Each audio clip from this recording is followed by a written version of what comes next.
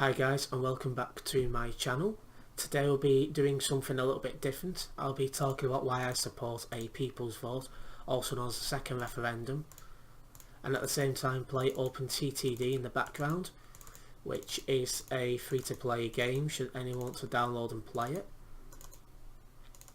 But yeah, onto the topic, which is why I support a second EU referendum.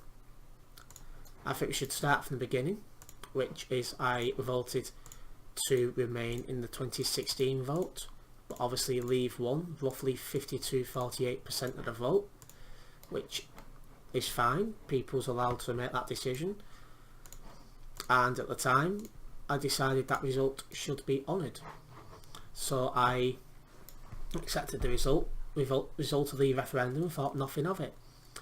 Then it started to come out that the Leave campaign had told a lot of lies, including £350 million NHS, which was put on the side of a certain person's bus. And then it came out that they'd been overspending, and they got fined for that a few times. When I found out all this information, I was quite shocked, to be honest, because people should be voting on the true facts of, well, Brexit, not made up cuckoo lies. Because obviously whatever way we voted, it's going to have an impact on our country for many years. So people had voted on stuff like a second referendum, independent, well, some people call it an independence referendum, thinking that leaving you would be a good thing. But when you find out that stuff like £350 million NHS is never going to be met, you start thinking a lot of people's voted on this and basically being lied to. So should there be a second referendum? Yes. Would Leave win? Probably not. Because I'm on a Facebook page about remaining in the EU, and a lot of people have joined that group who voted to leave in 2016 and have said they regret the decision they made because they didn't have the entire facts in front of them, and since they found out stuff like £350 million for NHS is fantasy, they'd now vote Remain. And when you get a lot of people saying that, and you think of the seriousness of the issue, why shouldn't people be allowed to change their mind? After all, David Davies, a leading Brexiteer, claims that if a democracy cannot change its mind, it ceases to be a democracy. That is pretty sound advice, and advice that should be followed up. After all, we're about to get a third vote on Theresa May's deal. So if Parliament can vote 3 times, why can't we vote twice?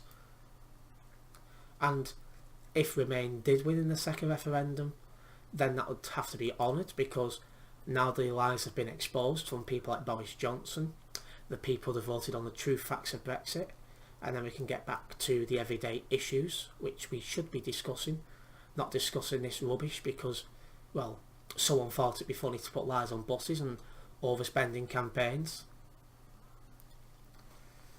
That's why the first vote should be declared void, and then the second referendum be on the true facts of what actually happened.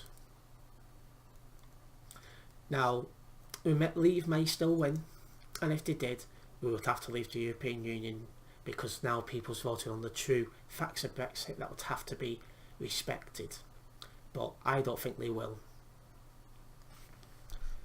On the 23rd of March, there is a People's Vote March in London, and I hope quite a lot of you attend. We're hoping 1 million people attend, which would be the best and biggest demonstration since the Iraq War demonstration, which we all remember how that went. But obviously it is down to how the people vote. You guys pick our democracy, how it should run, and then we have to follow it. So I hope to see a lot of you in London on the 23rd of March campaigning for a people's vote, or second referendum if that's what you prefer to call it. And well, basically we'll just have to see how it goes from here. I will be vlogging going to London and back, assuming my camera survives. It's a bit temperamental at the moment.